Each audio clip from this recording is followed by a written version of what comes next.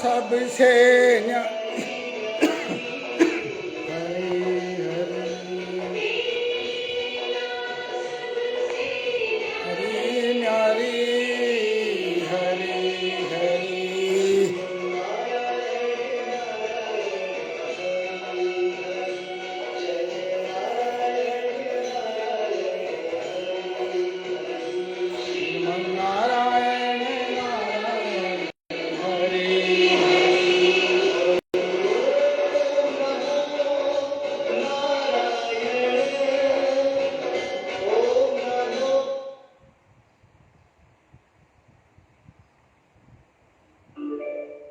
कथा प्रारंभ होते है। सुनो वीर हनुमान। कथा आसन आन विराजियो पवन पुत्र बलवान सियावर रामचंद्र पद जय शरणम शंकर हरिओम जय जय सिया राम। नारायण नारायण नारायण श्रीमन्नारायण नारायण नारायण लक्ष्मी नारायण नारायण नारायण बद्री नारायण नारायण नारायण श्रीमन्नारायण नारायण नारायण नारायण नारायण नारायण। बांके बिहारी लाल की जय। कृष्ण कन्हैया लाल की जय।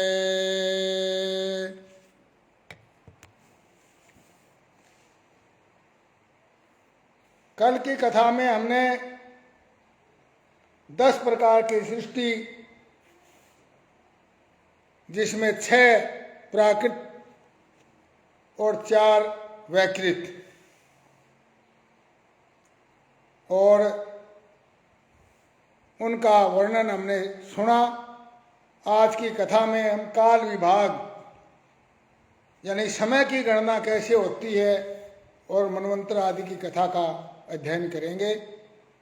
मैत्रेय जी कहते हैं, विदुर जी, पृथ्वी आदि कार्यवर्ग का जो सूक्ष्म अंश है, जिसका और विभाग नहीं हो सकता और जो कार्य रूप को प्राप्त नहीं हुआ या जिनका अन्य परमाणुओं के साथ संयोग नहीं हुआ, उसे परमाणु कहते हैं। यानी सबसे छोटे से छोटा जो कण है वो है परमाणु, और जिसका अन्य परमाणुओं के साथ संयोग भी नहीं हुआ है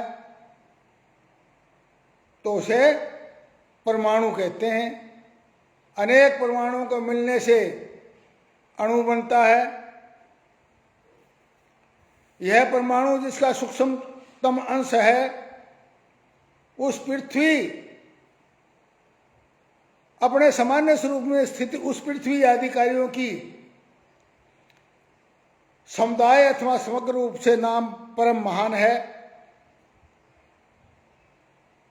साधु श्रेष्ठ, इस प्रकार सूक्ष्मतम और महत्तम स्वरूप का विचार हुआ। सूक्ष्मतम परमाणु और महत्तम जो है ना, ये सारी सृष्टि पृथ्वी आदि। साधु श्रेष्ठ, इस प्रकार यह वस्तु के सूक्ष्मतम और महत्तम रूप का विचार हुआ।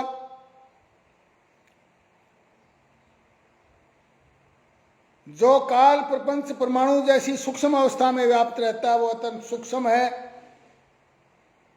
और जो सृष्टि से लेकर प्रलय तक उन सभी अवस्थाओं का भोग करता है वह परम महान है, परम सूक्ष्म और परम महान।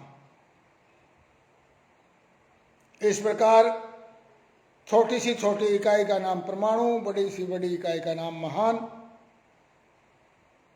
2 परमाणु मिलकर के एक अणु बनता है।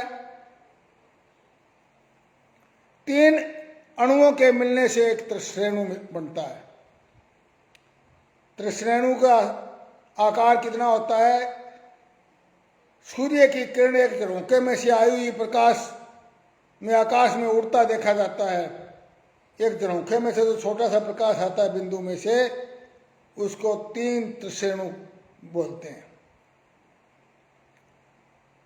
और ऐसे 3 त्रिश्रेणुओं के पार करने में सूर्य को जितना समय लगता है उसे त्रुटि कहते हैं।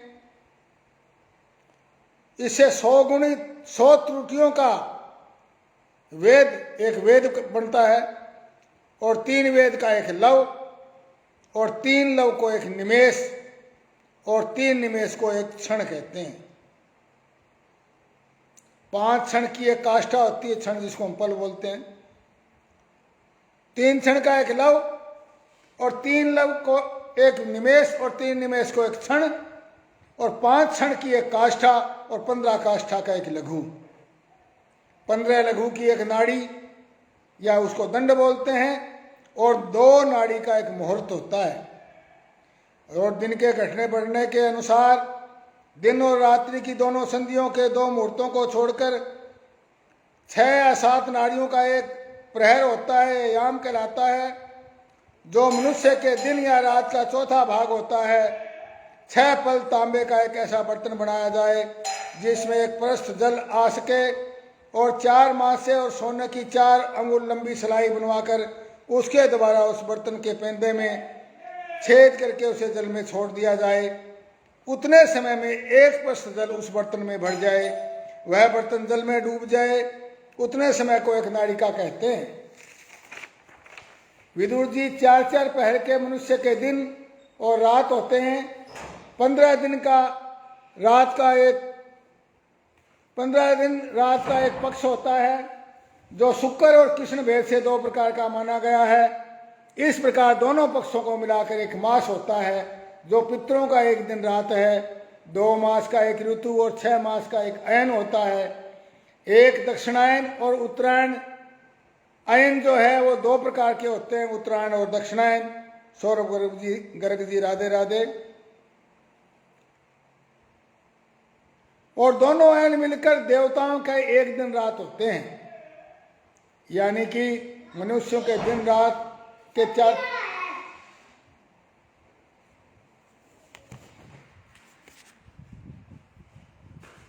हाँ सुने ओ भैया,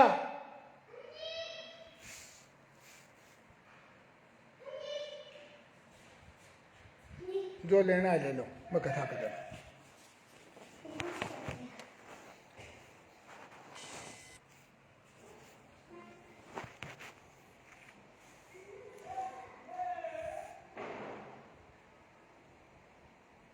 2 मास की एक ऋतु, दोनों पक्ष होते हैं 15 दिन का पक्ष, 2 पक्षों में मिलाकर पितृ का एक दिन और हमारा एक मास मनुष्यों का। और 2 मास की पितरों की 2 दिन का एक ऋतु और 6 मास का एक अयन होता है, और 2 अयन को मिलाकर के एक वर्ष बनता है। और इस तरह मनुष्य लोक में ये 12 महीने हो गए और एक वर्ष कह सकते हैं इसको। और इस प्रकार वैसे 100 वर्ष की मनुष्य की आयु बताई गई है। चंद्रमा आदि ग्रह, अश्विनी आदि नक्षत्र समस्त तारामंडल के अधिष्ठाता काल स्वरूप भगवान सूर्य परमाणु से लेकर संवत्सर पर्यंत काल में 12 राशि रूप भगवान संपूर्ण भुवन कोश की निरंतर परिक्रमा करते हैं। सूर्य, बृहस्पति, सवन, चंद्रमा और नक्षत्र संबंधी महीनों के भेद से ये वर्ष ही संवत्सर या परिसंवत्सर, ईड़ावत्सर, अनुवत्सर और वत्सर कहा जाता है। विदुर जी, इन 5 प्रकार के वर्षों की प्रकृति करने वाले भगवान सूर्य की तुम उपहार आदि से समर्पण करके पूजा करो। सूर्य भगवान के जय। 5 तरह के वर्ष बताए हैं, संवत्सर, परिवत्सर, ईड़ावत्सर, अनुवत्सर और वत्सर। सूर्य के हिसाब से संवत्सर, बृहस्पति के हिसाब से गणना करें तो परिवत्सर, सवन के हिसाब से करें तो ईड़ावत्सर, चंद्रमा के हिसाब से अनुवत्सर और नक्षत्र के हिसाब से वत्सर। सूर्यदेव 5 महाभूतों में तेज स्वरूप है और अपनी काल शक्ति से बीज आदि पदार्थों की अंकुर उत्पन्न करने वाली शक्ति को अनेक प्रकार से कार्योन्मुख करते हैं। विदुर जी ने कहा, मुनिवर आपने देवता, पितर और मनुष्यों की परमायु का तो वर्णन कर दिया,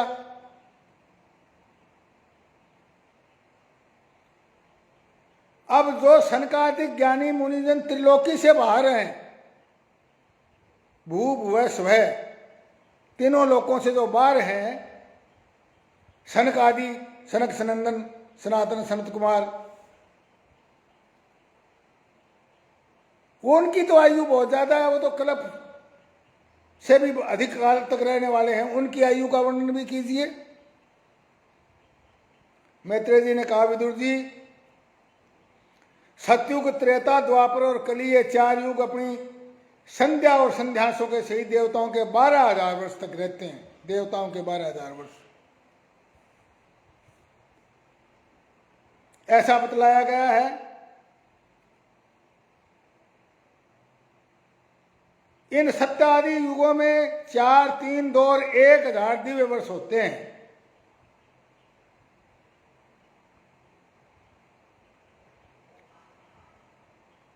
कलयुग में 1,000 दिव्य वर्ष देवताओं के, द्वापर में 2,000, त्रेता में 3,000 और सतयुग में 4,000 दिव्य वर्ष देवताओं के। और सतयुग की आदि में संध्या होती है और अंत में संध्या का अंश होता है। इनके बीच का जो काल होता है उसी को कालवेताओं ने युग कहा है। प्रत्येक युग में एक एक विशेष धर्म का विधान बताया गया है। सतयुग में मनुष्य में धर्म अपने चारों चरणों में रहता है और फिर अन्य युगों में धर्म की वृद्धि होते होते एक एक चरण कम होता चलता है। त्रेता युग में 3 चरण रह जाएंगे, द्वापर युग में 2 चरण रह जाएंगे और कलयुग में धर्म का 1 चरण रह जाता है। अर्थात सतयुग में 4,000 दिव्य वर्ष और 800 दिव्य वर्षों की संध्या, इस प्रकार 4800 वर्ष होते हैं। इसी प्रकार त्रेता में 3600, द्वापर में 2400 और कलयुग में 1200 दिव्य वर्ष होते हैं संध्याओं समेत। अतः देवताओं का 1 वर्ष मनुष्यों के 3600 वर्षों के बराबर हुआ। मनुष्य के 3600 वर्ष और देवताओं का 1 वर्ष। इस प्रकार मानवीय गणना से हम करें तो कलयुग के हुए 4,32,000 मनुष्यों के वर्ष और इससे दुगुने द्वापर में 8,64,000 और 3 गुणे त्रेता में 12,96,000 और 4 गुणे सतयुग में यानी कि 17,24,000। इस प्रकार प्यारे विदुर जी, त्रिलोकी से बाहर महलोक में, इन त्रिलोकी से आगे महलोक है सबसे पहले, उसमें ब्रह्मलोक पर्यंत यहाँ की 1,000 चतुर्युगी का एक दिन होता है। ये जो 4 युग बताए, इस ऐसे 1,000 चतुर्युगी, इसका एक दिन महलोक में होता है ब्रह्मा जी के। और इतनी बड़ी रात्रि होती है जिसमें कि ब्रह्मा जी सोते हैं और उस रात्रि का अंत होने पर इस लोक का कल्प आरंभ होता है और जब तक ब्रह्मा जी का दिन रहता है तब तक चलता रहता है। उस कल्प में 14 मनु होते हैं एक कल्प में।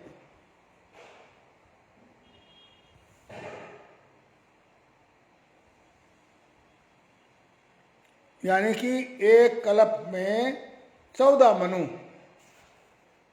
और 1,000 चतुर्युगी का एक कल्प।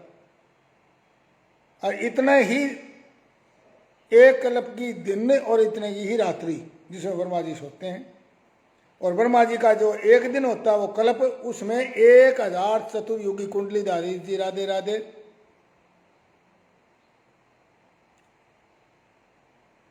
तो एक कल्प में 14 मनु हो जाते हैं, इसलिए ब्रह्मा जी के एक दिन में समझ लो 14 मनु, 14 मनवंतर बीत जाते हैं। तो इसका मतलब एक मनु में कितने चतुर्युग हुए? 71 सही 6/14, यानी कि 71 और 72 के बीच में चतुर्युग का एक मनु मंत्र हुआ। एक मनु 71 चतुर्युगी से कुछ अधिक काल तक अपना अधिकार भोगता है। प्रत्येक मनवंत्र में भिन्न भिन्न मनुवंशी राजा लोग, अलग अलग मनु होते हैं। हर मनु में 14 मनु होते हैं, इसका मतलब। और 14 ही सप्तऋषि होते हैं अलग अलग। हर मनवंत्र में अलग सप्तऋषि, अलग मनु, अलग देवगण, इंद्र अलग इंद्र, अलग ही गंधर्व, साथ साथ अपना अधिकार भोगते हैं। हर एक मनवंतर में इंद्र अलग होता है, देवता अलग होते हैं देवगण, सप्तऋषि अलग होते हैं और मनु अलग अलग होते हैं। ये ब्रह्मा जी की प्रतिदिन की सृष्टि है, यानी कि ब्रह्मा जी रोज सृष्टि रचते हैं, रोज सोने के बाद फिर रोज रचाते हैं अगले दिन। एक कल्प उनका एक दिन और उतनी रात्रि। और ये तीनों लोकों की सृष्टि होती है इसमें। इसमें तीनों लोकों की, सिर्फ भू भू और स्व।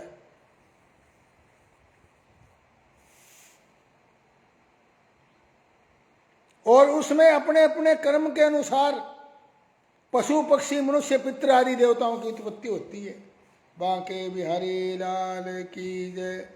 मुकेश, डॉक्टर मुकेश जी राधे राधे। इन मनवंतरों में भगवान सत्वगुण का आश्रय लेकर के और अपनी मनु आदि मूर्तियों के द्वारा पौरुष प्रकट करते हुए इस विश्व का पालन करते हैं। यानी कि 71 से ज्यादा चतुर्युगियां एक मनवंतर में होती है और वो ब्रह्मा जी का एक दिन होता है, यानी कल्प।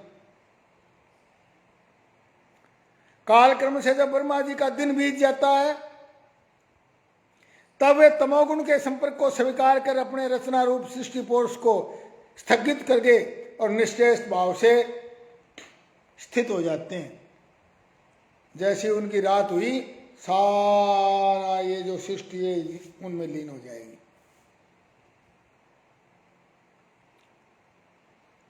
सूर्य और चंद्रमा आदि से रहित वह प्रलय रात्रि आती है, तब वे भू भुवय और स्व तीनों लोग ब्रह्मा जी के शरीर में छिप जाते हैं। यानी कि स्वर्ग, पताल और भूमि, ये तीनों लोग छिप जाते हैं।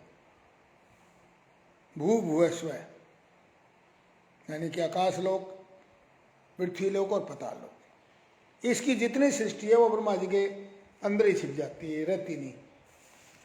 सिर्फ ब्रह्मा जी रहते हैं उसमें और वो सोते हैं एक कल्प तक, यानी कि 1000 चतुर्युगी तक शयन करते हैं, फिर जागते हैं, फिर वो सृष्टि बनती है और 1000 चतुर्युगी फिर होती है, जिसमें फिर 14 मनु होते हैं दोबारा।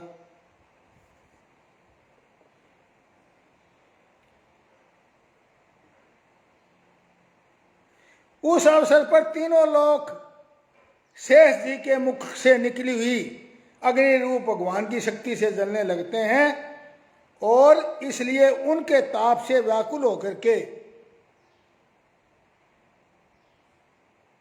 भृगु आदि मुनीश्वरगण महर लोक से जनलोक को चले जाते हैं। बाके बिहारी लाल की जय।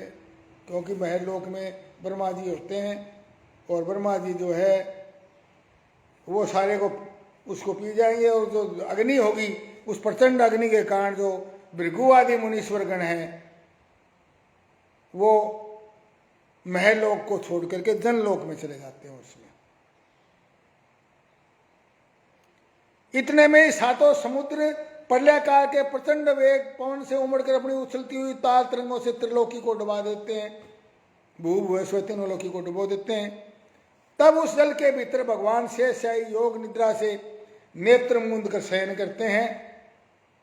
उस समय जनलोक निवासी मुनिगण उनकी स्तुति किया करते हैं। जनलोक में जो मुनि बसते हैं जब वो उनकी स्तुति करते हैं।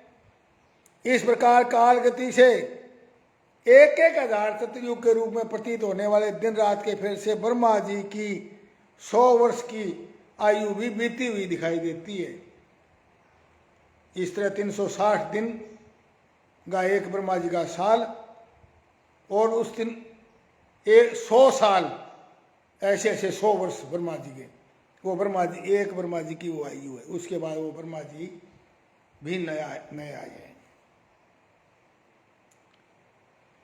1,000 की चतुर्युग के 100 यानी कि 36,000, 360 गुणा में 100, 36,000 दिन, और वो ब्रह्मा जी की आयु ही। और उस दिनों में एक दिन में 1,000 चतुर्युगी और उतनी ही रात, यानी 2,000 चतुर्युगी के 36,000। और एक चतुर्युगी में कितने दिन होते हैं, साल होते हैं, वो आपने मनुष्य के हमने बता दी गणना, यानी कि 43,20,000 ये मनुष्यों की आयु के हिसाब से एक चतुर्युगी है। और इतने की ही फिर, हाँ, एक चतुर्युगी है। और ऐसे ऐसे 1,000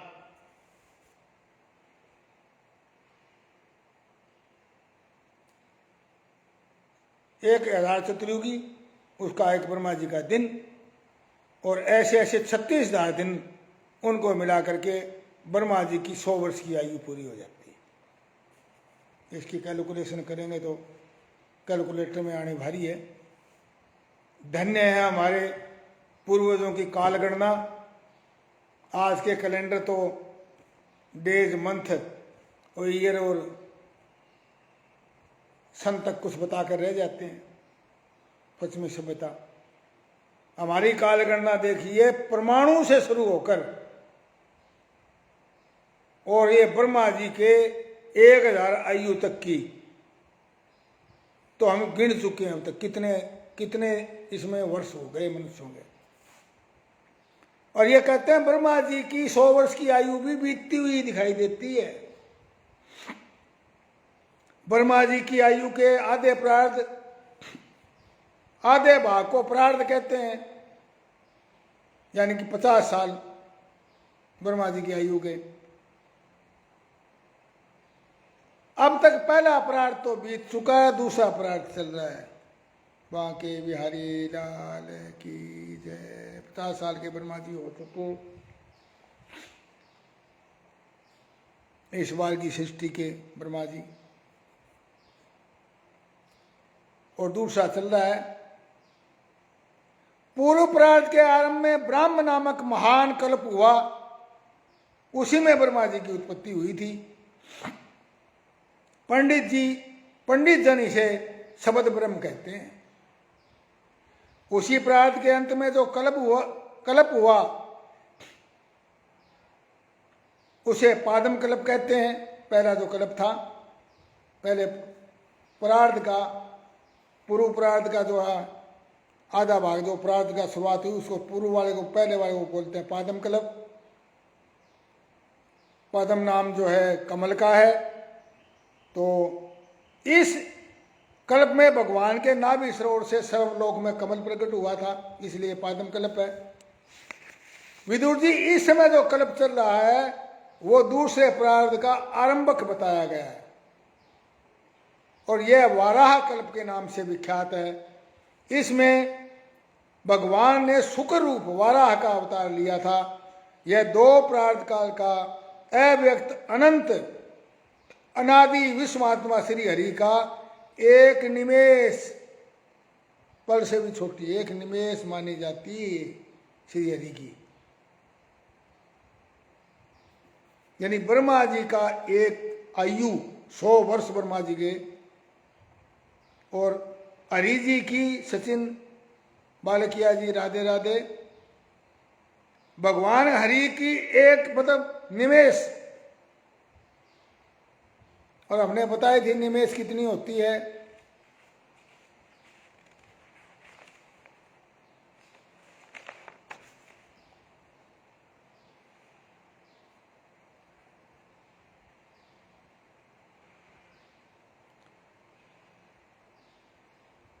तीन निमेष की एक क्षण कहते हैं, जिसको हम पल कहते हैं। क्षण, पल यानी हमारी पलक झपकती है।